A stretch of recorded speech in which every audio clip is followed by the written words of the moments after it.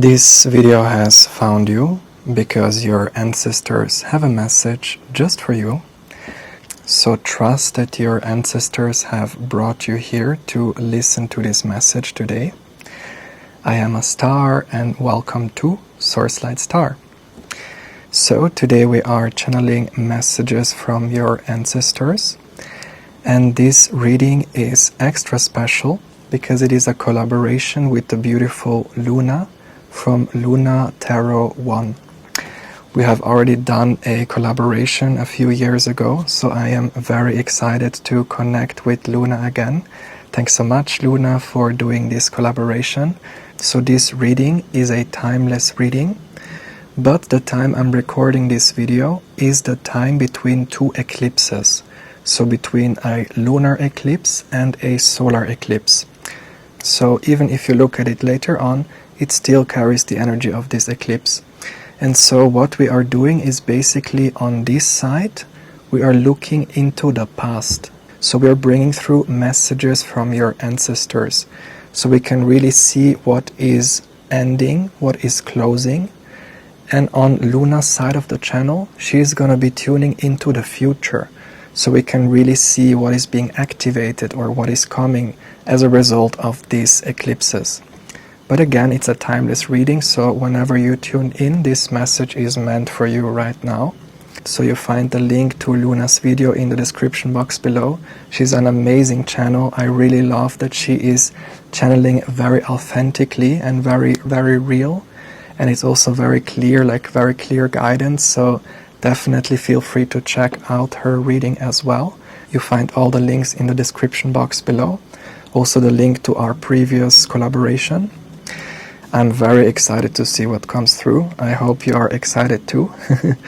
So without further ado, let's get in. Pile number 1 is Lemuria. So unfortunately there is no Lemuria card in this deck, but I felt called to use this card for Lemuria. So messages from Lemuria. Pile number 2, messages from Atlantis. And last but not least, pile number 3 with Isle of Avalon. As usual, you find the timestamps in the description box, and I'm going to be seeing you in your reading. Hello, pile number 1. So this is your reading if you have chosen Lemuria. I was guided to choose the Gentle Force card for Lemuria. And I have already shuffled the cards, and let's see what your ancestors would like to tell you. And I will actually split the deck of each pile. So let's see, we have King of Wands and the 6 of Wands back of the deck, beautiful. And then we have Birth Mysteries, okay, beautiful. And last but not least we have Knight of Wands, okay. Interesting energy. Gentle Force, and back of the deck 2 of Wands. So let's align all of these here.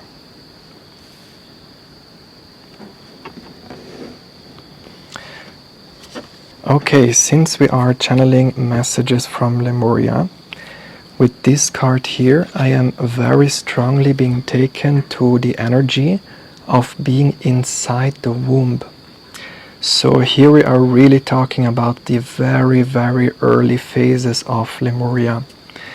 And with this Gentle Force, here it's also saying consistency, persistence and patience, the long game.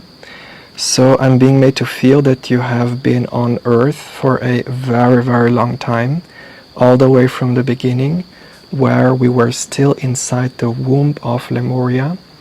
So this is really talking about the times when we were not yet in a physical body. So you actually remember the times where we were still in the Garden Eden. So the phase, the evolutionary phase when we were in the Garden Eden, that's actually the time when we were in ethereal bodies. So again, not yet in physical form, still inside the womb of the mother, still inside the womb in the sense of still connected to the mother. There was no distinction between you and me, between the cosmic energy of spirit and the physical. So this is really the energy of, again, the Garden Eden. And this is really the phase where we have been seeding the codes. And we were able to do so because there was still no distinction between the realms. So we could move freely between the spirit realm and the physical realm. That's why this was the phase of the seeders. So basically we were taking the codes from the stars, the blueprints from the stars, and we were seeding them into the earth. This is basically creating the blueprint of all the plants, all the animals, and this is, the phase of the garden. So you were one of these gardeners, and that's why you have been here on earth for a very long time. And since this reading is being recorded in the eclipse portal, so keep in mind this is a timeless reading. So whenever you find this message, it is for you in this present moment, but it still carries the energy of the eclipse. So when I'm recording this, it's also 2025, which is a year number 9. It's really talking about the closing of a big karmic cycle. And with this energy here, this Lemurian energy, I'm actually being told that the cycle that you are closing is actually a cycle that started all the way in Lemuria with these birth mysteries. So again, I'm being made to feel you have been here for a very long time, the long game. So you have seen it all. You have seen the very pure phases of the earth where everything was still ethereal like the garden.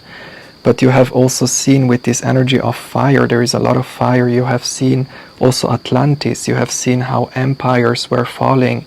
But also, for some reason here, I'm being taken to the energy of war. So this energy of conflict, of fire, of also the misuse of fire. And so you have really seen all the facets, all the aspects. And in this process, this long game, you have reached some sort of a mastery with the King of Wands. Here the King of Wands is the King of Fire. So the King of Fire is talking about the mastery of the fire. In the very early ages of Lemuria, when we have first received the fire, this was actually the phase where there was still an imbalanced use of fire. So at the very, very beginning, the very early stages, we have been inside the womb, no physical body, still ethereal vessels. But then after a while, we have received the flame. And this is actually the myth of stealing fire from heaven. In many mythologies, there is the story of stealing the fire.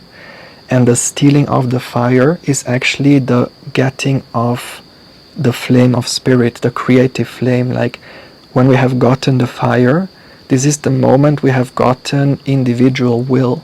We have gotten the flame of the creator, basically the spark of creation. But again, at the very beginning, the earth was still in its infancy, like we were almost like newborn children in a way. And since we have received the fire in this newborn state, we were not able to handle this fire in a balanced way. And this is actually then what has caused the fall of Lemuria, because we have received the fire way too early, and this is then what has caused all the chaos, all the floods. Like there have actually been many, many floods, not just the flood of Atlantis, but also the flood, like not just the flood that destroyed Atlantis, but also many floods earlier, which were actually the floods which were cleansing the earth of all the imbalances. This is also the time where a lot of giants were roaming the earth, where basically the giants, they are the embodiment of half spirit, half human, but the embodiment of the unbalanced use of fire. Too much power, but not yet being grounded. And so these floods, they came in order to cleanse the earth, in order to balance the earth again, so that a new cycle could start. And during these floods that destroyed Lemuria, a lot of the giants, they were actually, either they perished in the waves or they went underground. They either raised the frequency and ascended into the higher spheres, or they went underground into the inner earth, where they are still present. And that's why in so many cultures there is like the story of the shining ones, but also the nagas of the inner earth, like other stories of giants. There is mythologies of giants that are inside the mountains or are living in the caves, or also the cyclops, and many of these stories. This is actually the remembrance, the remnant of these giants, of these stories. And again, your ancestors are coming through to almost remind you of the history of Earth, to remind you that you have also been one of these giants, or you have also been present on Earth in these times, because you have seen again all the floods, you have seen all the destruction, all the war. And since you have seen all of these things, there is almost within you a fear, the remnant of a fear, of almost misusing the flame again. And this is not a fear that is like super conscious, like, yes, I'm afraid to use my flame or something like that. This is actually a fear that is so deeply ingrained in our DNA. It's even ingrained in the water. So even if we just drink the water from the earth, the information is still stored in the water. The waters of the womb, like the physical waters, but also the ethereal waters. And very, very deep in the subconscious, there is the fear that this is repeating again. That if we use the flame, if we use the fire, then the destruction will happen again. The floods will come again. Not just the floods of Lemuria, but also the floods of Atlantis. Because later on, when we were more physical, when the new phase started, and we were learning to use the flame, even then in Atlantis, after a while, there was a misuse of the fire. But I'm feeling called that this is more messages for pile number 2. So if you resonate with this whole topic, definitely feel free to check out the other piles, because if you resonate with this energy and if you find this reading, then you definitely have seen it all. Not just Lemuria, but also later on Atlantis and Avalon, but that's for later. But again, the main message here is being aware that there is this collective fear of misusing the fire, because we still needed to learn how to use the fire in a balanced way. And it's so funny, because here we have the King of Wands and here we have the Knight of Wands. So there is this message that in the beginning we had the full power activated. We were the kings in the sense of true creator beings, like really magicians. We had the same power as the divine. We could use the divine flame, but with individual will. But since this use of the fire was not used in a balanced way, there needed to be the floods, there needed to be a restriction of that flame. So that's why we move from the king to the knight. So this change that has happened is almost tuning down our magical powers, tuning down our ability to use the fire, almost containing the fire a little bit. And right now we are learning to use the fire in a balanced way. And this is very much where we are right now. Like right now we are not yet the masters of the flame, we are still the apprentices. But deep down we still hold the remembrance of the mastery. Like we still hold the remembrance of these giant beings, of these, even not just physical giants, but also the ethereal beings. And in order for the earth experiment to evolve in a balanced way, this fire needed to be contained. And right now we are learning to use the fire in a healthy way. And that's why there is still this collective fear of repeating the same mistake. That's why there is this collective fear of fully stepping into our power, fully stepping into this creator being. Like when we are a creator being, then we understand that the flame of the divine, the flame of source, is burning in our heart. And we have this flame while we are in this physical vessel. Like, this is something very unique. The earth experience is actually something very special. And so with this Two of Wands energy, there is again this energy of we are still learning how to use the fire. Beautiful confirmation here. Beautiful, I love it. Let's take all these cards.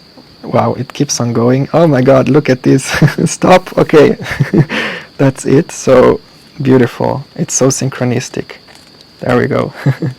So we are learning with this Two of Wands how to handle the fire.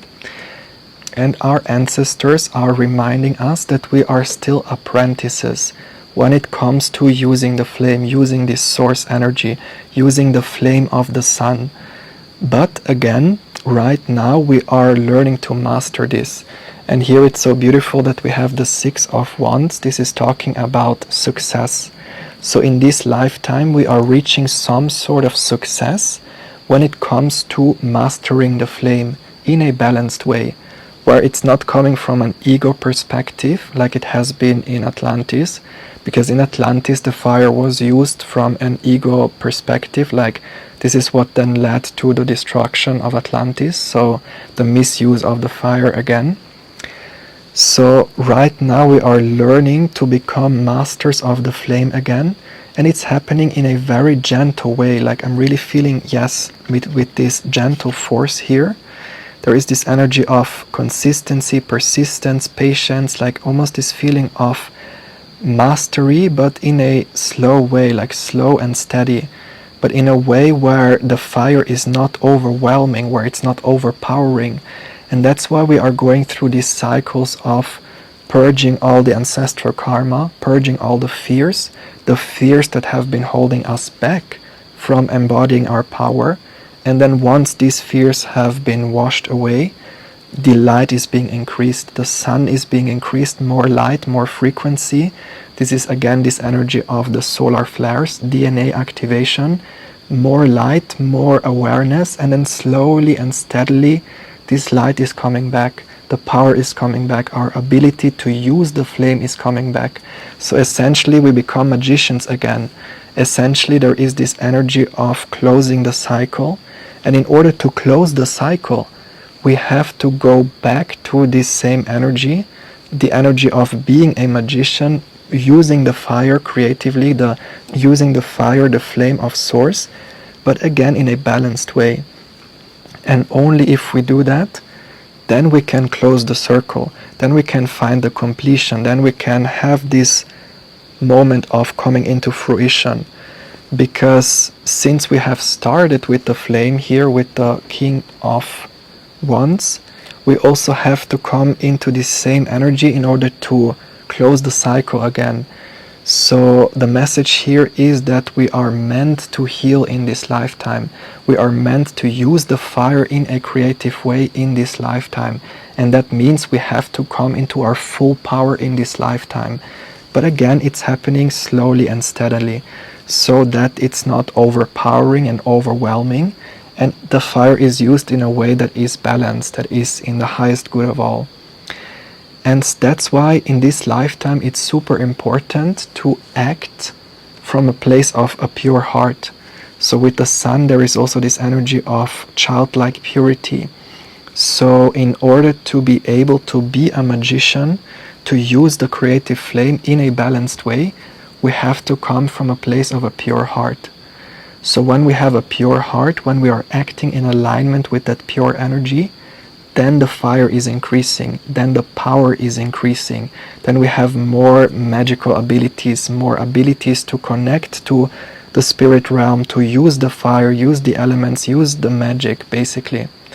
But if we are acting from the ego, if we have a lot of fears, if there is still this karmic energy weighing us down, then we are not yet in alignment with the flame. And that means the flame is not so available. Like, it's available for everyone, obviously, but in this lifetime I'm being made to feel there is almost like a filter that is preventing the misuse of fire. And the filter that is preventing the misuse of the fire is the vibration of the earth itself.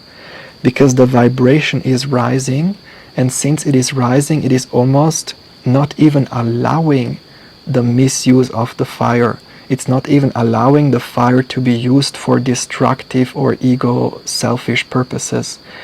So as a result of the increase of the vibration, this is almost like a filter that is making sure that the light is only activated when there is the purity in the heart.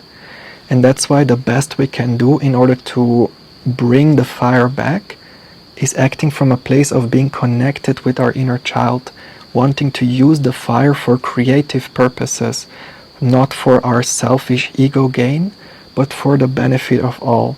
If we want to use, let's say, our healing abilities in order to help others instead of feeding our ego.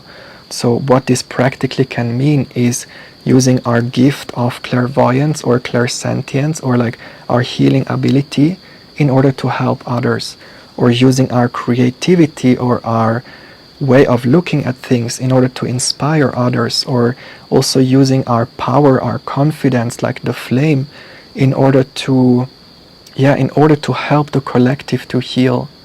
Because if we are really committed to the spiritual path, on some level we will have to be in service to the collective, in service to the divine. So when we are in divine service, then we are also in service to the flame within us. Because if we are acting from this altruistic place for the benefit of all, then we are benefiting creation, then we are honoring creation, then we are acting in alignment with the creation. And this is ultimately what brings us to this energy of fulfillment, feeling fulfilled within ourselves, but also finding completion, like closing the circle. So everything that we started all the way back in Lemuria, when we were still inside the womb, now it's coming full circle, because again, in order to close the circle, we are getting back the flame, we are getting back that power, we are activating the sun again, but this time in a very balanced way, where we can be magicians in the service to the collective, in the service to the divine. And this is what is changing, this is what is the difference between Lemuria and Atlantis. So right now it's like a super magical time, and it will actually continue, like the activations will continue slowly but steadily, but more and more light, more awareness, more insights, so that we can once more be the guardians of the flame, the guardians of this source energy of the sun, in a balanced way, in harmony with the forces of nature. And so that balance is being maintained, because if there is imbalance with the use of fire, then this translates into imbalance in the outside.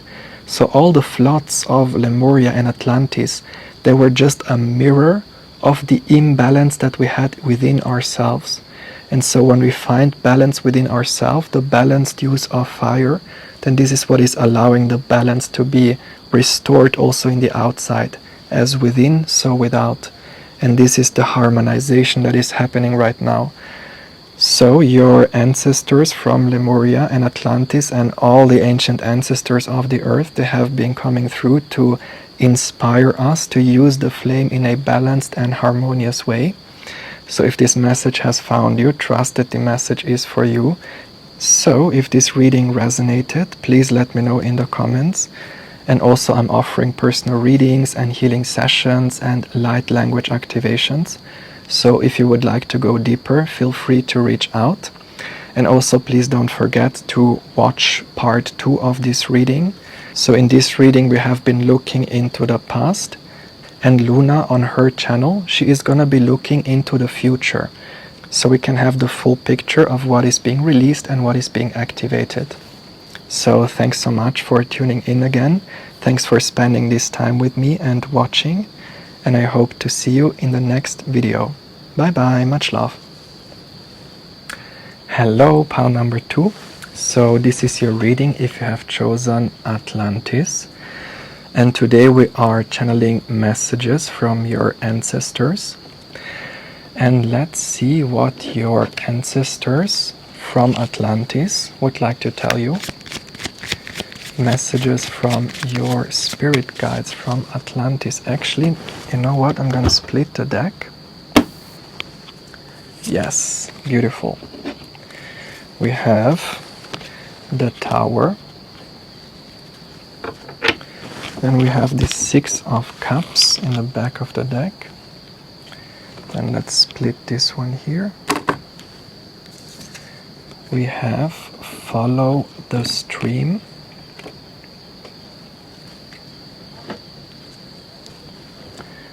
And then, last but not least, we have 7 of Swords. Okay. Let's move this here a little bit.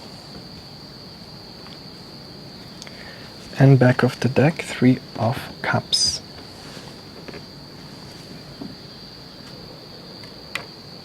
Alright. So, messages from your Atlantean ancestors. It's so funny, we have the 10 of Wands here, but actually I said it was the Tower. So I'm being made to feel that this is part of the message. I don't know why, but I connected this card to the Tower. But taking the energy of the 10 of Wands, this is part of the message. So everything that has been piling up for a very long time, this energy of the 10 of Wands, this energy of a lot of burdens, a lot of this energy of being overwhelmed, this energy of just having too much on your plate. This is actually what is being released right now. This is a timeless reading, so whenever you receive this message, it is for right now. But again, it still carries the energies of this eclipse. So in this present moment, as you're watching, what is being released is this energy of feeling overburdened. Overburdened also by the collective energies, or overburdened by the fire, by the heat, by too much activity. This could also talk about the solar flares. This could also talk about purging energies in general. Since the Tower energy was also coming through, this is the necessary falling of the Tower so that a new phase can be born. And the new phase that is being born is this energy of follow the stream of golden energy. There is also this energy of a very feminine energy, almost following the golden thread of your destiny. So there was some heaviness in your field that was almost clouding your destiny path, that was almost weighing you down, because with this energy of the 10 of Wands, it's like, again, having too much on your plate, almost feeling the weight of the world. And this weight was almost preventing you from following the path of your destiny, or it was almost also preventing you to see the path of your destiny. And now there is an airplane and a lot of noises in the background, so again, there is this energy of distraction, distracting energy, a lot of noise that almost has been preventing you from hearing the voice of your soul, from really connecting deep within. And that's why maybe this could also have caused a lot of anxiety, or this feeling of not really trusting where am I being led, not really seeing where I am being led. Because again, there was this energy of almost a filter, almost a cloud in front of you, like the energy of the mist, where you couldn't really see where you are going. But again, this not really seeing was part of the initiation, because what this mist or this cloud or this not seeing, or also this feeling of being overwhelmed, what it has done is actually helping you reconnect with your soul's intention. Because with the 7 of Cups, there is this energy of looking at all the options. So the 7 of Cups is really talking about, should I go this direction or that direction, and really feeling into which cup, which option is really going to bring fulfillment. Because we might think we want to have this cup, but then later on we will discover that maybe it's not as fulfilling as we thought it would be. And so that's why there was this necessary pause, this necessary moment of surrender that has really helped you to, let's say, pick the cup that is really leading to fulfillment in the long run. And it's really about, connecting to the higher vision. So there is also something about the pause that has been inspiring you to connect to the sky. And the sky is really resonating with the astral realm. It is connected with the future. So if we look at the tree of life, the earth realm, that's the present. That's us in this present moment. You, as you're tuning into this message, this is your conscious self that is awake and aware in the present moment, here in the earth realm. Then the energy of the past is connected to the underworld. This is the energy of our ancestors, our past incarnations, not just our personal past incarnations, but the past of the earth, the karma, the memory of the earth. But here we are really talking about the future, and the future again resonates with the sky. This is the energy of, let's say, the future lifetimes, but it's actually the energy of the multidimensional selves. We have to think of this like our most evolved self. So time doesn't really exist. Time is only a construct. Like in this realm, there exists time and space, but this construct of time and space is actually what allows us to have an experience in the physical vessel. Because without time and space, we would be swimming in an ethereal soup with no form and no reference point. So in the earth realm, in the present, we are existing within this space and time continuum in order to have an experience. But actually, time and space doesn't really exist in that sense. And here again, it's this message of connecting to our most evolved selves. Because our most evolved self actually exists right now. Because again, if we look at the perspective that time and space doesn't exist, it means that all our past lifetimes and all our future lifetimes, they exist right now. Everything is the now. There is only the present moment. And in this present moment, past and future are merging into one. And so there is this message of understanding that our higher self, or when we connect to our higher self, when we connect to our spirit guides or to our ancestors, what we are actually doing is connecting to either past selves or future selves. Our past selves are the ancestors, our future selves are the spirit guides and the higher self. Because again, our most evolved self, our angelic self that lives in a higher dimension, it already exists. The essence of our soul that is just starting the soul's journey, and the essence of our soul that has already completed the journey, it all exists in the now.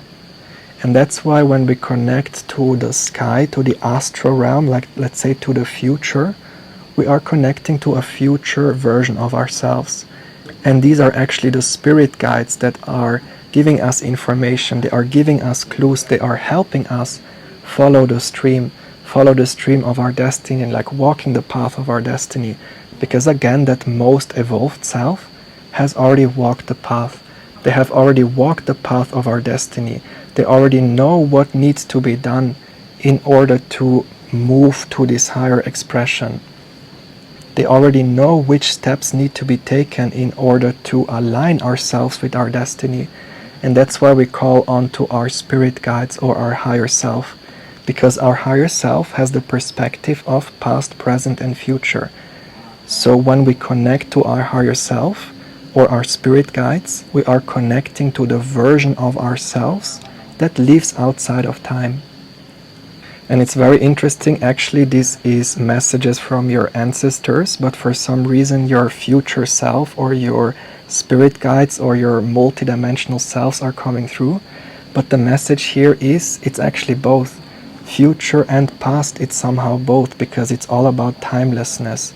So the main message here is about connecting to that place of timelessness. And the more we live in this space where we are not limited by time, the more we can connect to these future or past versions, either the ancestors or the spirit guides in the higher spheres. And in Atlantis, this was very much what we have been doing, especially the early days of Atlantis. People, they were living almost outside of time. The cycles of time, they were still here, but we were more so living in this very heart-centered space, very present. And if we live in the present moment, where we are not thinking about the past or the future, then we are connected to this whole spectrum of light. Then we can connect to our higher selves and we can communicate with the ancestors, like The Atlanteans, they have learned how to be bridges between the realms. They were able to communicate with star beings and able to communicate with the memory of the earth. Like they were really, this idea of being a bridge. And right now your ancestors are coming through to clear the way, clear the burdens, the burden of karmic energies, so that we can embody more of this heart-centered energy, so that we can be more in this heart-centered space where we are not limited by time and space, where we can almost step outside of time and space and connect with our ancestors or our spirit guides. And a crucial key of making that happen is actually being honest with ourselves. And this is not so much talking about, let's say, lying to ourselves, but it's almost about being true to ourselves in the sense of knowing how powerful we are. This is the energy of feeling like we are not powerful. This is the energy of feeling small, feeling disconnected. Like these are actually all illusions, that we are not our higher self, that we are not connected to the whole universe. Like all these thoughts, they're actually preventing us from connecting to the past or the future, from connecting with our ancestors. And it's just mental stuff, because essentially we all have the power to connect with the higher realms. We all have the ability to communicate with our ancestors and with star beings, like with our spirit guides and with the other side of the veil. But it's only the mental ideas of what is possible. These are actually the only blocks. So if we think, oh, it's not possible to live outside of time, or it's not possible to communicate with my future self, this is what is actually creating a block. Because on some level, deep down in the heart, we know that we are the whole universe. We know that we are connected to the whole universe. We know that the essence of our soul lives outside of time. And so it's really this energy of, with the Three of Cups, allowing all the three realms to flow into this incarnation, allowing the past, present, and future to come together as one, no longer having a separation of what was and what will be, but more and more coming into this heart-centered space. And the more we live from this heart-centered space, the more the path will be made clear. So we know where we are going. And this karmic energy that is being released with this tower fall is actually these thought patterns of our ancestors of feeling small, feeling disconnected, not feeling in our power. But again, since this is being released and being made to feel, this is the circle here, this right now is what is being cleared. So the 10 of Wands, the 7 of Swords, and it's all revolving around, Atlantis and our destiny. So there is something about, also something that started in Atlantis. It's very important for the present moment. So here I'm seeing like a full circle moment. So something about Atlantis is very important for your life path right now. And in order to fully get to know what that is, in order to fully connect with that energy, it's really about allowing the tower to fall, allowing the heaviness to be lifted, seeing the truth for what it is, seeing our power for what it is, and then we are more and more connecting to the heart, because this is being in the past or in the future. And so if we are in the past or the future, then this is what keeps the cycle turning. But here it's about getting back to the center, getting back to this heart-centered space, and this is how we are moving out of the circle. This is how the karmic circle is then closed, and we are then reconnecting with the path of our destiny. Very interesting energy, I love it. Let's see what other messages there are from your Atlantean ancestors or your future selves, your spirit guides. How can we look at this fountain card? There was the fountain card also in pile number 1. So if you resonate with this reading, definitely feel free to check out pile number 1. Yes, confirmation.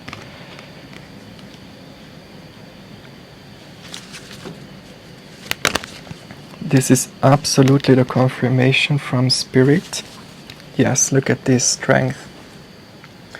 Okay, so the message is very clear. In this reading, there is a lot of sword energies. Like we have the 8 of swords, the 2 of swords, the 7 of swords. So the swords, they are always talking, ace of swords, it's always talking about mental energy. So right now I'm being made to feel that your mental body is being cleared. Your ancestors and your spirit guides, they are helping you clear your mental body so that you can see things clearly. This is really talking about seeing things clearly, seeing your power clearly. And also with the 2 of swords, taking off the blindfolds. This is this energy of finally being able to look beyond the veil, see through the mist, through the fog, and seeing not only yourself clearly, but your path clearly. Again, there was this mental energy which has been holding you back from connecting with these Atlantean ancestors, connecting with your true soul's path, connecting also with the source energy. Because here with the fountain, it's really talking about this stream of source light, the stream of source energy that is flowing into your heart. Something about mental energy that has been creating blocks in the heart so that this fountain energy could not flow clearly. And this is why there was this energy of feeling overburdened, maybe feeling overwhelmed, because all this feeling of being overwhelmed is actually this energy coming up to the surface so that it can be cleared. Some of you might have been feeling a lot of headaches or a lot of ear ringing or pressure in the inner eye. And I'm actually being made to feel that what is happening is an activation of the inner eye, because the activated inner eye allows us to see things clearly. This is very much what is being activated, this pure energy of the Ace of Swords, this energy of, seeing yourself clearly, seeing your experience clearly. And this can also mean, again, to reconnect with your ancestors and your spirit guides, so that we understand that we are not only existing as a human in this vessel, but we also exist as our ancestors, our Atlantean ancestors or our spirit guides. And this is very much how we take the blindfolds off. So not just looking at the physical, but looking at all the aspects of who we are. And here with the strength, there is also a message of, this is very much taking me to the energy of the age of Leo. So this is the phase in Atlantis, the era of Atlantis, where the great fall happened, the great flood happened, so the flood that destroyed Atlantis. And this was basically a time where we have been misusing the fire.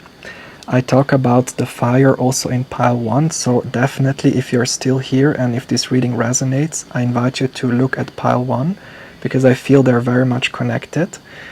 And with this strength card, again, there is this fear of fully embodying our power, because us misusing the power, misusing the flame, is what has caused the fall of Atlantis. And on some level, there still is this subconscious fear of fully stepping into our power, of fully using our highest potential. Because again, in Atlantean time, we have misused this power, and this is what has caused the flood. And so subconsciously, we still have this collective trauma of not feeling fully safe to be in our power, not feeling fully safe to go all in. And this is then what has caused these shadow energies of not feeling connected, not being powerful, like all these things. I'm actually being told they are a defense mechanism, so that they are preventing this trauma to happen again. So it's almost this energy of a filter that has been placed in order to prevent us from fully stepping into our power. And it has been placed almost as a defense mechanism in order to keep us safe. So almost intentionally distorting our vision in order to keep us safe, so that we are not connecting with the flame again. But right now, there is this energy of this defense mechanism is no longer necessary. Like this distortion of our vision is no longer necessary. It has kept us safe in the last cycle, but right now it's not necessary anymore. Like it has fulfilled its purpose. And that's why right now it's the time to take the blindfolds off, to allow these swords to go away by seeing that it's an illusion basically, and being true with ourselves, being true with the truth, honoring our power, honoring the truth for what it is, honoring that we are powerful magicians, that we have the ability to use the flame, the creative flame, and we are connected with our soul. And this is very much what strength is about. It's not about violent strength, but it's the strength that comes from being connected with our soul, being connected with the divine, like also this trust. There was also something about trust, I think, here. Exactly. We are learning how to trust again, trusting ourselves and also trusting spirit. So these sword energies, they were actually in place in order to protect us in some way. But again, this protection is no longer necessary. We can open the gates again, we can open our heart again, we can trust again. And this time we are equipped to use the fire in a creative way, because we have learned the lesson. We have gone through the fall, we have seen the darkness, and right now the light is being activated in a way where we can use the fire creatively. And with this strength energy, it's about knowing, embodying our power, knowing that we are able to tame it. I don't want to say tame the lion, because it's not possible to tame a lion, but to create a symbiosis with the lion. Like the lion is this fiery energy, this energy of the flame. So we learn to dance with the flame. It's not about taming the flame, because that's very much what the people have been trying to do in Atlantis. They have been trying to almost use the fire, like they have been playing with the fire, but they have been playing too much, like they have been misusing it too much. They have used the fire not from a pure place, but they have used the fire from an ego place. And this is very much what has burned humanity, because they have played with the fire, and the fire again cannot be messed with. So in order to bring the balance back, the flood had to come in. We needed to go through this cycle of darkness, of learning the karmic lessons. But right now we are closing this cycle. Right now it's time to walk the path of our destiny again, reactivating the flame and using it in a very balanced way, where we can be in our power without fearing that the fate of Atlantis will repeat itself again. And all these fears, all these things, they are super subconscious. It's not that we have this active fear of being in our power. Like it's something that is so deeply ingrained in the waters, in the DNA, that sometimes it feels safer not to be in our power. Sometimes it feels safer not to shine, because again there is this collective fear of what will happen if I fully step into my power. What will happen if I fully show up as the creator being who I am? Maybe something bad will happen again, maybe the flood will happen again, or maybe also the energy of the witch trials. Like there has been a lot of persecution of this energy, and that's why there is oftentimes the fear of fully stepping into this power. And this again gives rise to this energy of not feeling good enough, not feeling in our power, like almost putting these blindfolds on purpose as a defense mechanism in order to keep us safe. But again, same message, right now it's the time to let go of this defense mechanism. It's no longer necessary, we don't need it anymore. Right now, let's remove this. Right now we live in a time where this source energy can flow again. Let's put it here in the center. This is actually the very same energy, the fountain, the Ace of Swords, pure truth, pure source light, pure energy. Like the vibration of the earth is different now. We are no longer in the falling of consciousness, we are in the uprising of consciousness. In the age of Leo, in that time, the curve of consciousness was already going down. And that's why the priests, the high priests, they knew that the fall was going to happen. Because this is very much talking about the great cycle, like the precession of the equinoxes. This is talking about the yugas. So the calendar of the yugas says that there is like an upgoing of consciousness and a going down of consciousness. In the higher points, we are connected to source, to unity consciousness. And in the lower points, we are disconnected. This is then the energy of the ego, of the illusion. And in the age of Leo, we had the power of the flame. We were connected to that power. but the cycle was going down towards the Dark Ages. It was going towards ego consciousness. And then again, since we have had all this power in a world where it was moving towards the ego, so it was already destined that the fall was going to happen, because the curve was going down towards the ego.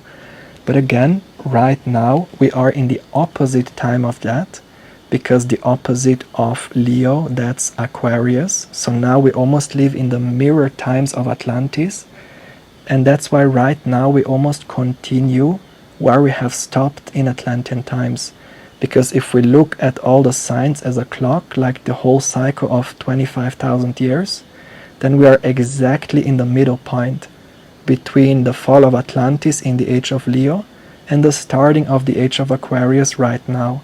So that's why right now the Atlantean souls, many souls who have, let's say, perished in the waves or who have experienced the fall of Atlantis, they are back now in order to close the cycle.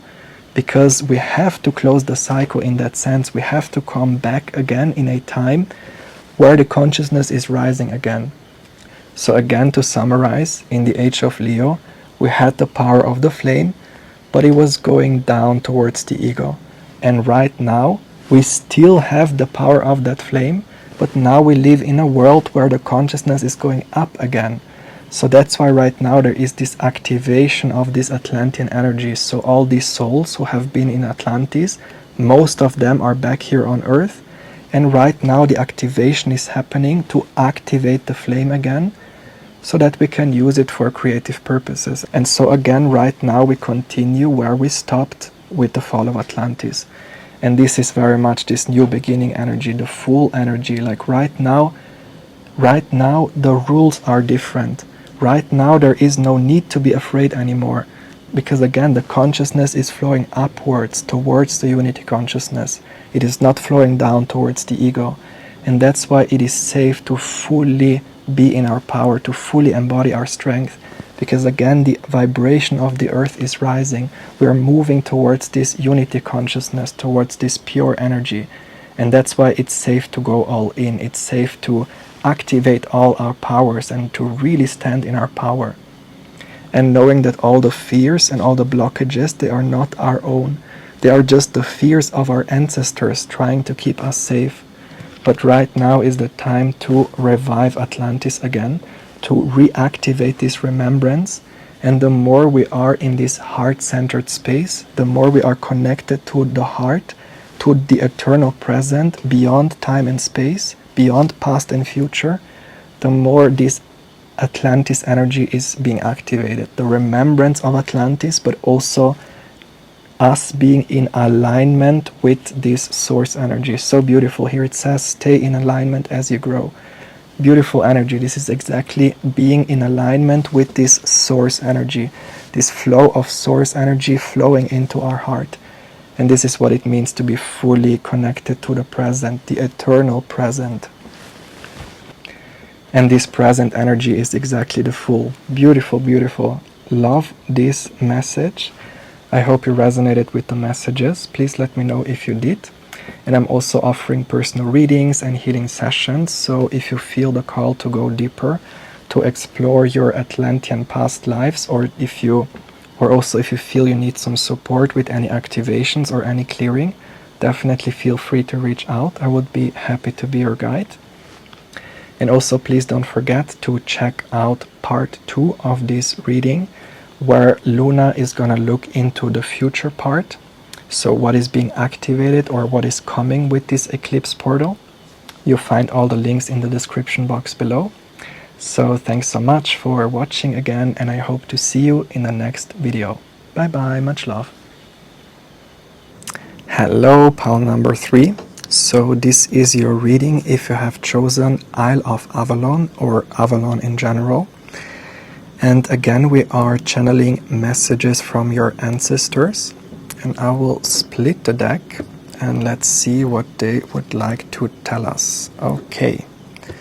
We have the moon. Back of the deck we have the lovers. Then splitting this one here we have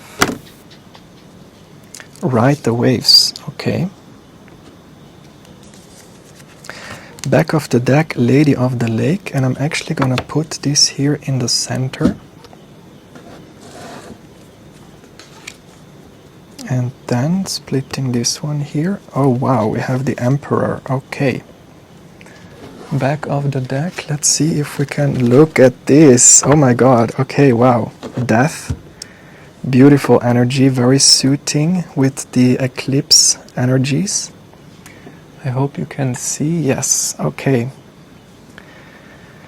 With the Lady of the Lake centering the reading, so beautiful. This is very synchronistic. So Avalon, the energy of Avalon, one of the Avalonian stories, is the story of the Lady of the Lake.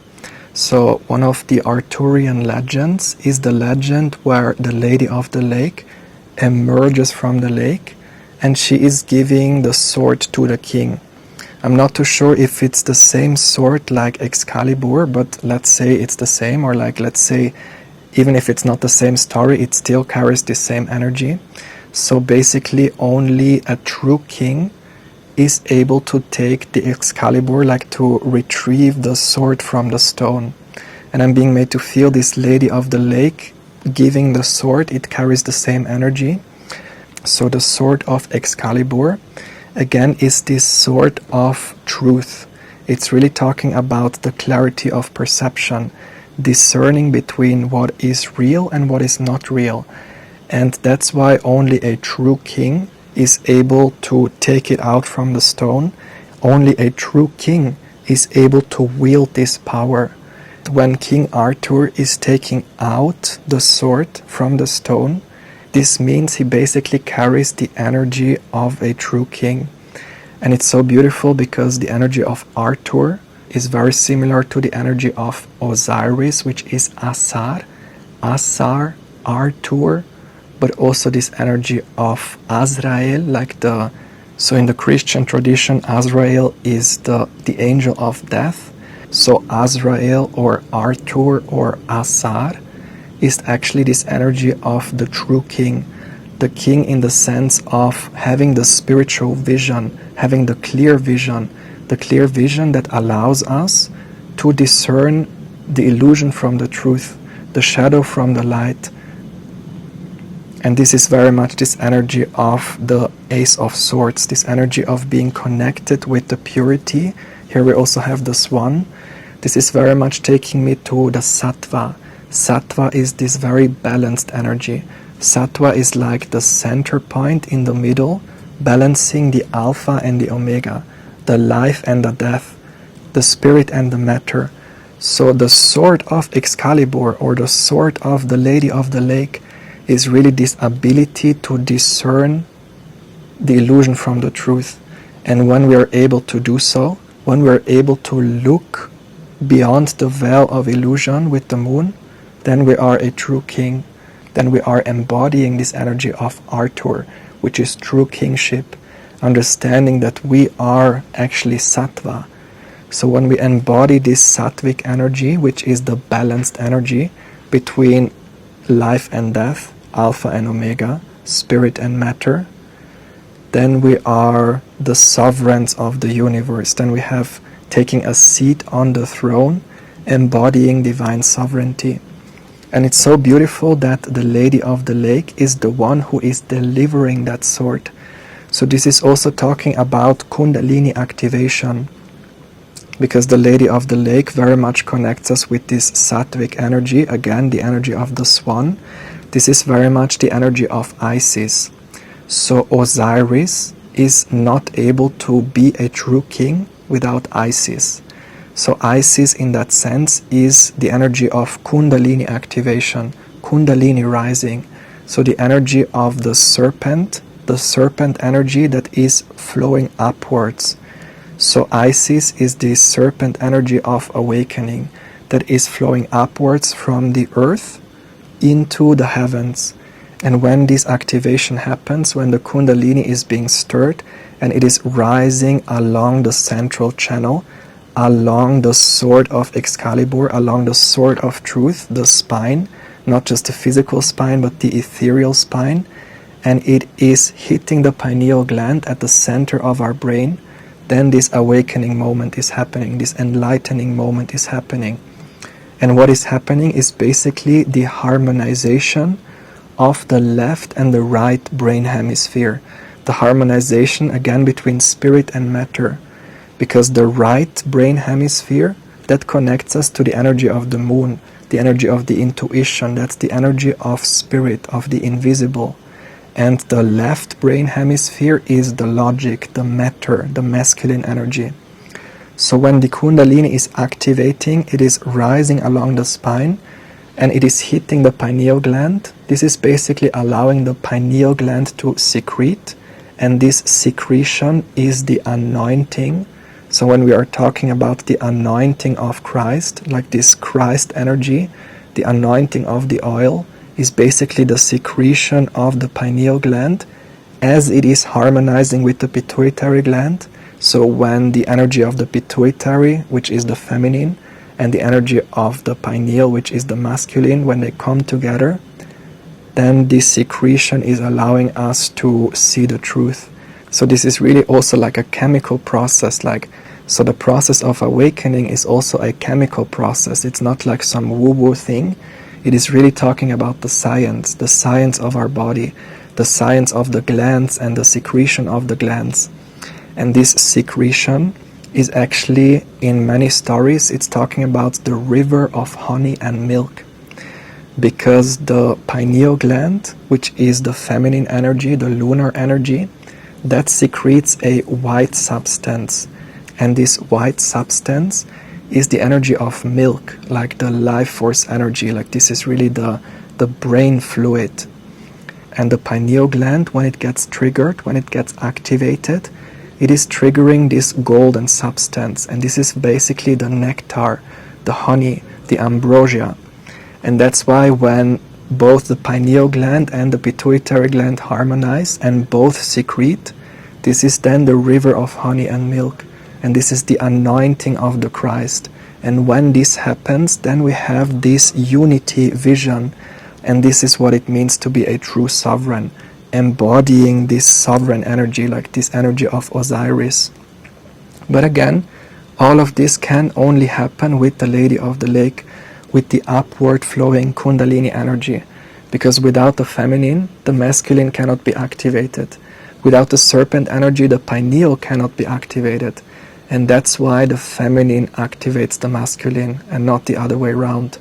And that's why in this Arthurian legend, the Lady of the Lake is giving the sword. And the lake is also talking about the psyche. So the lake is basically connected to our psyche, our mind. So when the lake is clear, then we can see things clearly. But when there are a lot of thoughts and a lot of waves, then the reflection is basically blurry and we cannot see things clearly.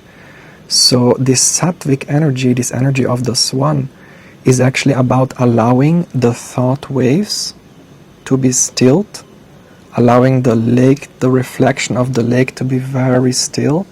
And when there are no ripples, no thought waves, then we can look deeper, experience this deeper layer of reality. And only when we go a layer deeper, then we can connect with Osiris, like with this higher self aspect. And beautiful, now I just see it right now. So this is very much the divine union. So divine union in this context is not talking about the union between two lovers, but this is very much the union between the sun and the moon, pineal and pituitary, the spirit and the matter. And this is what is the true divine union, when our soul marries spirit. The soul that is very much connected with the energy of Rajas, the fire, the flame, the activity, the heat. This is the yang energy.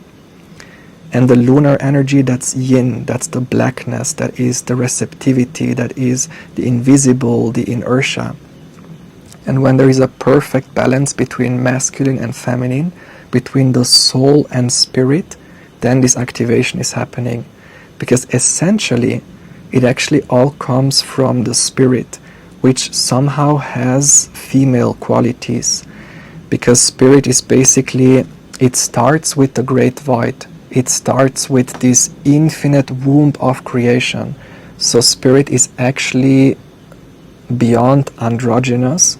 It's not feminine or masculine, but it is beyond the concept of feminine and masculine, and even beyond androgynous, because it's absolute silence, it's absolute stillness, but it still has female qualities, because it's this earth, this womb, this infinite blackness that is fertile, from where everything is emerging from. And the sun, the masculine energy, that's the seed of the soul, that is basically allowing spirit to have a focal point. So without the seed of light, without this focal point, it would be the complete nothingness, the complete void. The complete void, which is not absolute nothingness, but is the infinite potential for creation. So the zero of the great void is not complete nothingness, but it's basically the potential for everything. And once the seed of light comes in, once the soul comes in, there is a focal point in this infinite potential, and as soon as there is the focal point, there is the light of consciousness, there is the perception of something. And this focal point in the infinite spirit ocean, that is our soul, that is the masculine energy. And that's why this infinite womb has to come first in order to give rise to the seed. And once the seed is there, then the seed can experience the feminine energy as something material. Because if there is no seed, no consciousness, no witnessing consciousness, then everything is dark, then there is no experience. But as soon as the seed is here, the light is here, the consciousness is experiencing, there is matter in the sense, and that matter, the crystallization of that spirit energy, that's then the divine feminine, the birthing of a star, the birthing of the universe, the birthing of experience in general. So in order to have any experience, there needs to be both the feminine and the masculine, the light and the dark, which are both aspects of the same, which is the ungendered, androgynous spirit beyond all. So for some reason, these messages wanted to come through, because I'm being made to feel this is an activation. So if you're still here listening to this reading, then absolutely you're being activated and prepared for this divine union to happen. The divine union within, so that the pineal gland and the pituitary gland can be harmonized. And when this harmonization happens, this is what allows us to ride the waves. This is very much this energy of mastering our emotions.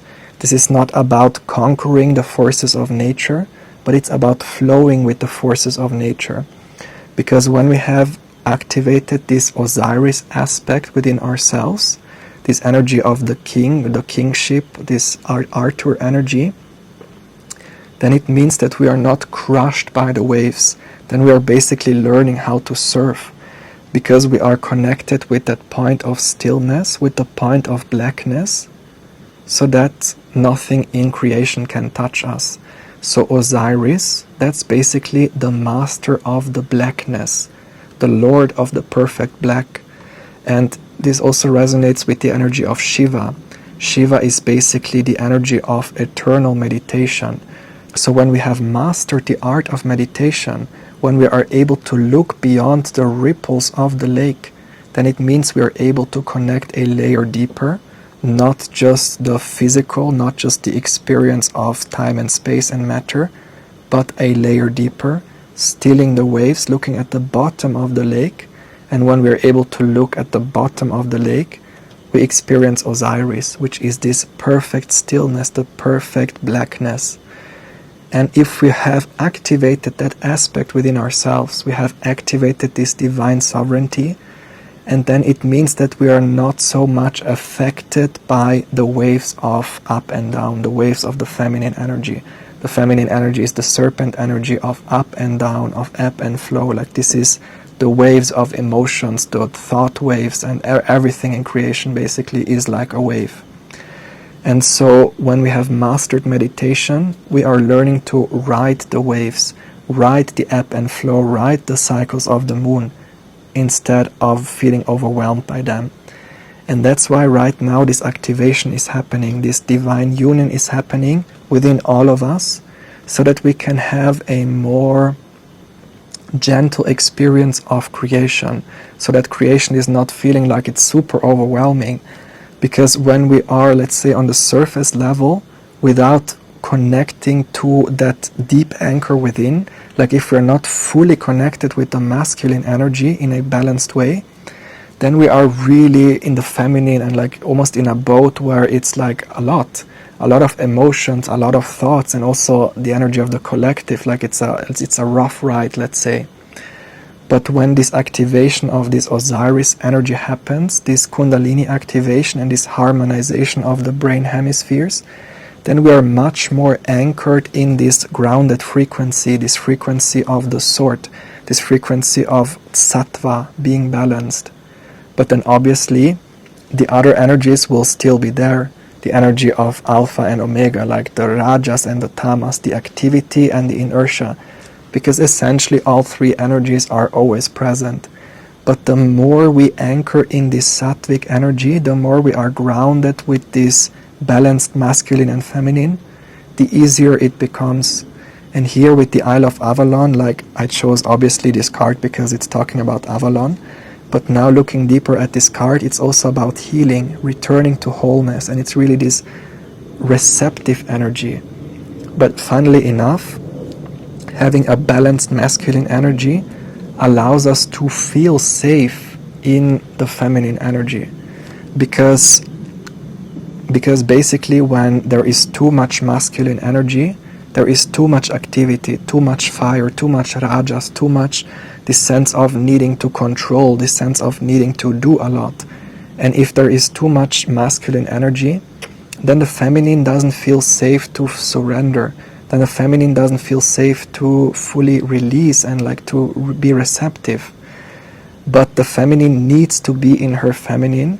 We need to feel safe and let go in order for this Kundalini to rise. So the Kundalini will not rise before the feminine is not fully in her feminine. So we won't have a true Kundalini activation if there is only fire, if there is only activity.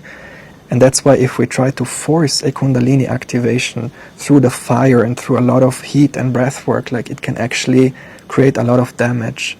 So in order to have this balanced awakening, we are wanting to be in our feminine energy, this energy of being receptive and almost allowing the serpent to come up when we are relaxed. And so it feels safe to come up in a moment where it's in alignment. So it's really about, yes, allowing this new beginning to take place on its own accord. We don't even need to put in a lot of effort or a lot of masculine energy, like this activation happens on its own accord. But the new beginning, it's already here, because beautiful, here we have the death and we have the emperor. So in this context, it's about a new structure is being built. Yeah, it's really taking me to the physical realm, because the emperor is connected to the structure.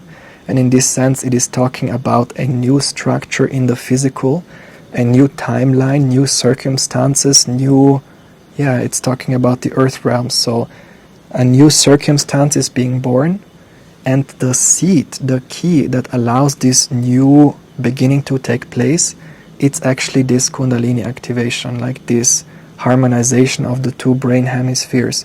Because here we have death, and death is super powerful in this context. Because when there is death, then we are completely transcending into a new state of being. Before, we have been walking on the earth plane as a human, but after we die, we then transcend to the higher spheres and we are spirit. And that's why it's a completely new way of being. And actually, I'm feeling called to pull some more cards to clarify the death, messages from your ancestors. Yes, okay, beautiful. Yes. It's coming through as a confirmation from Spirit. So if you were drawn to pile number 1, there is definitely also some messages for you in there as well. This can also help you with this activation of the flame. Like if you resonate with this whole topic, it's definitely all the 3 readings are an activation. And so what is dying is basically this imbalanced masculine energy, where we feel overburdened by life, where we feel like we have to put in excessive effort, excessive striving, like this imbalanced masculine energy. This is what is being released, not only with these eclipses, but in general, this big karmic cycle closing. This is also the energy of this year number 9. So again, if you tune into this reading in 2025, it's a year number 9. So it's this ending of a big karmic cycle. And what is ending is basically the imbalanced masculine energy. And we have seen throughout all the readings how deep that goes. Because in this context, it's more talking about, like, let's say, this realm, where it's about putting in excessive effort, or like putting in a lot of fire, like feeling overwhelmed by putting in too much effort. But in the other piles, we have seen that it actually goes a layer deeper, because in pile number 1 there was the excessive use of fire in Lemuria, which has been causing the Great Flood. And so everything that happened in the past or throughout the evolution of humanity, it actually has a mirror right now. And that's why I'm inviting you to look at all the piles, because I'm being made to feel they're all connected. So in order to fully understand why right now some of us might be predominantly in this masculine energy, more in the fire, it's because in Lemuria there was also an imbalance with the use of fire. And this is basically a mirror of what went on before. Like, in order to really heal, that's the message, in order to fully heal, we have to understand our past, where we come from. We have to understand what went on before, so that we can understand where this imbalance is coming from. And most of the times it's not about us personally, but it's really talking about the deep, deep, deep subconscious here with the moon, the collective unconscious. And so when we dive a layer deeper and we connect with the past and with our ancestors, and we understand where we actually come from, this can then actually help us to heal, but on a multidimensional level, not just on a surface level, but really heal at our core. And this is what the message is about. Like, death is the real healing. Death is like the complete ending of an old cycle and the complete beginning of a completely new cycle, like a completely new beginning. So it's not just a little bit different, it's completely different. New rules, a new way of being, returning to wholeness, like a complete transformation. And this is this new beginning, a complete transformation of ourselves, a complete transformation of the experience here on earth, so that all these energies of the overwhelm, of being too much in the masculine, or also something about stability, like finding stability, being in our power, being in this king energy, like what we are basically learning right now is being in a balanced masculine energy, so that the feminine can come forth, so that the feminine feels safe to come forth. And when it feels safe to come forth, then we can have Kundalini activations for the whole collective. That's why this recalibration has to happen first. That's why this divine union has to first happen within us, so that it can translate outside of us in a way that, harmony within is then allowing harmony to be restored in the outside. So if there is still disharmony in the physical, all the wars that are going on and all the injustices and all of that, it is just a mirror of the war that we have inside of ourselves. So we are not changing the world by trying to change the outside, we are changing the world by changing the inside. Because when we have found this balance within ourselves, naturally it has to translate also in the outside world. So that's why the first priority is always with ourselves. And the more we fill our heart with this loving energy, the more this love is then radiating out, because as within, so without. So if we want to see more love in the world, it is really about giving love to ourselves. And this is what is allowing this new beginning to take place, because again, we are not able to take out the sword from the stone with this excessive masculine energy. Like, if we try to take out the sword by force, it is not going to come out. But if we embody this energy of Osiris, of King Arthur, this energy of the true king, this divine sovereignty, this is what is allowing us to take the sword out of the stone. And the stone is also talking about the physical realm. And the sword, again, it's this discernment. So it's really this energy of the perspective shift from the earth, from the stone, from everything that's limited, to the perspective of the unlimited, from the temporal to the eternal. And when we have this eternal vision, the vision of Osiris, the vision of the King of the universe, this is what allows us to take the sword out. And once the sword is out, it is upright, and this is the same energy of raising the jet.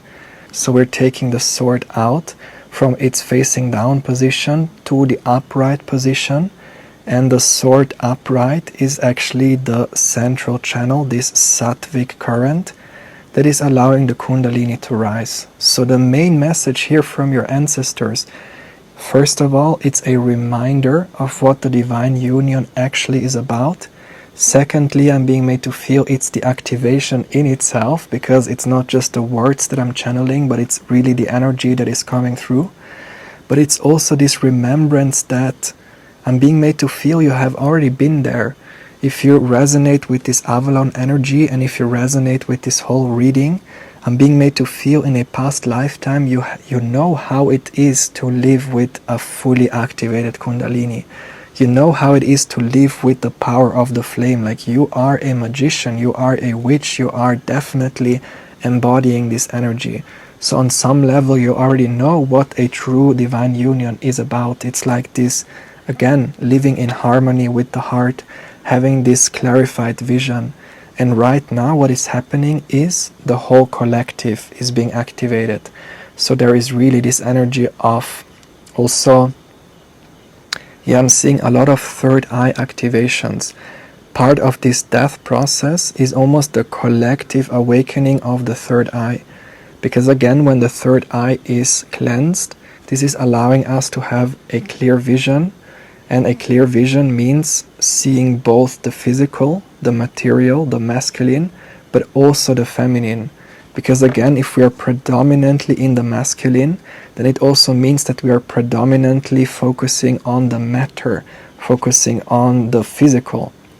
But in order to bring in the feminine, the Kundalini, in order to allow the Kundalini to be activated, we also need to be able to see the spirit world, to perceive the spirit world. This is then the feminine vision, the lunar vision, connected to the dreams and the subconscious and the other side of the veil. So the right eye and the right side of the body is the masculine energy, which is going to the left brain hemisphere. And the left eye and the left side of the body is the feminine energy, which is then going to the right hemisphere. So they're basically crossing. And it's also about understanding these things, understanding the feminine and the masculine, the right and the left. And it's really also about understanding the spiritual anatomy, understanding the chakras, understanding the two hemispheres. And when we understand this map, the map of our vessel, not just the physical vessel, but our ethereal vessel, then we know how to raise the energy in a balanced way. Because if we have an activation of the Kundalini without first knowing about the chakras, knowing about the nadis and the energy pathways, then it can actually be very overwhelming, because then we have an experience of something without having a roadmap, and that can actually make us feel lost. So it's also very important to learn about certain things, learning about the basics of the chakras, learning about the nadis and the channels and the Sushumna nadi, the Ida and the Pingala, like all the energetics basically. And when we understand these things, then the activation of the Kundalini can happen in a balanced way. So since this activation is happening for all of us, it's also a message from our ancestors to look deeper into the chakras or the basics of yogic technology, because this can really help us have an awakening in a much more harmonious way. Because the awakening is happening no matter what, there is no escaping. I'm being made to feel death is happening for all of us. No one escapes death. No one escapes this new beginning. It is happening for all of us. And that's why it's important to be prepared for this activation. It's not to scare you in any way, because this activation of the Kundalini and the divine union within is literally the best thing that a human being can experience. Like, this is ultimate bliss, ultimate love, like really feeling united with Source while we are in this physical vessel. There is literally nothing higher to experience while we are here on earth, the true divine union within. And so if we want to have this experience, we also have to go through this healing process, but it's already happening. It's already moving through us, and this is all the purging that has been happening, all this karmic release that has been happening. And that's why these eclipses, they're actually coming in to let go of this unbalanced masculine energy, to let go, to purge the karma, to clear the waters, especially like the deep unconscious, like all these things which have started in Lemuria and in Atlantis. That's why there is this message that this healing goes so much deeper than we are able to perceive. And that's why it's also a message of being gentle with ourselves and allowing the process to take place, not rushing the process, but really allowing ourselves to be in this feminine energy. And the more we are in this feminine, the more the masculine is being balanced out, and the more the harmony is restored.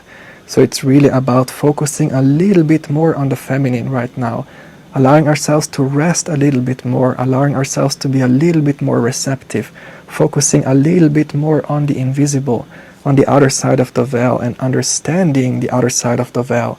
That's why there was this energy of learning about the chakras, about the subtle bodies, so that this process can unfold in a balanced way.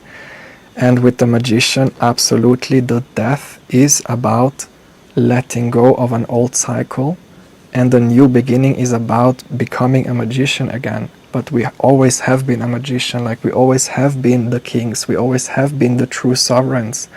This kingship energy, this divine sovereignty, it doesn't matter the gender, we all have this king aspect within ourselves, like this true divine sovereignty, where we are using the flame, using the creative flame of the magician in a balanced way. And this is very much, beautiful with the world. This is this karmic cycle completing, where we are letting go of the unbalanced way of using the flame, and we are giving way to a balanced way of using the flame.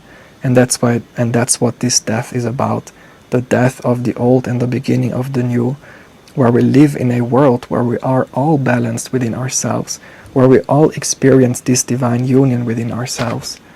And this is the ultimate bliss that we can experience here on this earth plane, where we are connected with this sattvic energy, connected with this divine energy, while still having the experience of up and down, feminine and masculine, above and below. But it's really about bringing back the center. And I'm being made to feel this is what the activation is about. It's actually more than anything the activation of the heart, the activation of the eternal present, the activation of being centered in the present moment. And this is what is opening up all the magic. So beautiful, Star, this was your message for today. I really hope you resonated with the messages. Please let me know if you did. And also please don't forget to check out Luna's reading. She's going to be tuning into the future to see what this eclipse portal is bringing in. And thanks so much, Luna, for collaborating with me. I really enjoyed these messages. I really hope you too.